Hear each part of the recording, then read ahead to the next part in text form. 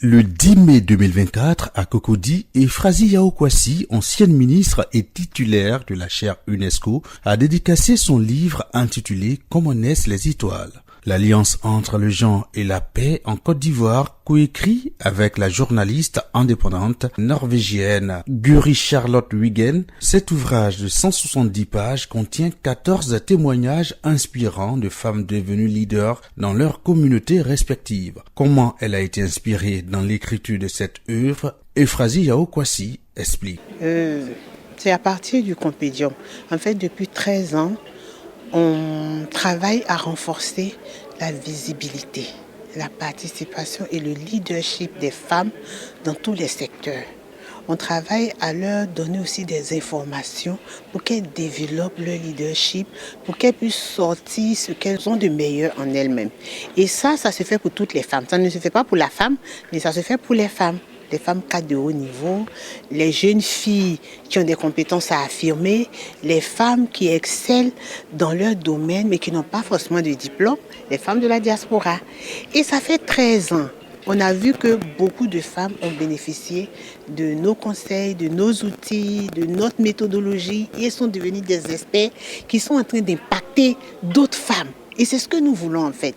Nous, on vit avec des valeurs comme amour, solidarité, audace. Donc on s'est dit, bon, pourquoi ne pas mettre cela par écrit pour que beaucoup plus de femmes puissent avoir cela. Mais j'avoue que c'est la journaliste indépendante norvégienne qui a été la première à avoir l'idée.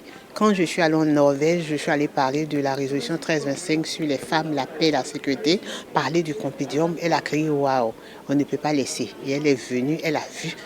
Elle m'a accompagnée pour écrire et je sais que ça va impacter beaucoup de vies. La journaliste indépendante norvégienne experte en genre et développement Guri Charlotte Wiggen, co-auteur de cette œuvre, donne les raisons de sa collaboration et ne cache pas sa joie d'avoir participé à l'écriture de cette œuvre. Je suis très contente parce que maintenant on a accompli notre mission de partager les expériences des femmes de Cocody. C'est une preuve que les femmes, si on a un réseau, si le processus de croire de soi-même et partager son expérience, quelque chose change dans la tête.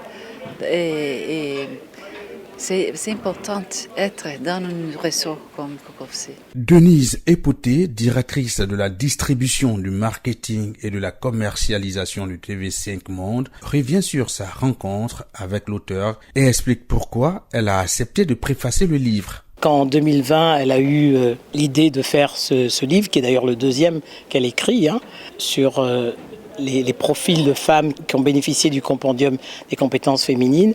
Elle m'a demandé si j'acceptais de le préfacer. Et comme je partage totalement ses idées en faveur de la promotion du genre, car je trouve quand même injuste que dans un monde où 50% de la population est féminine, ce n'est pas normal qu'elle soit laissée sur le côté et qu'elle ne fasse pas partie à la fois des projets socio-économiques, culturels et surtout politiques. Il faut noter que Euphrasie Yao avait déjà publié sa première œuvre littéraire, Le secret d'une aventure, en décembre 2021.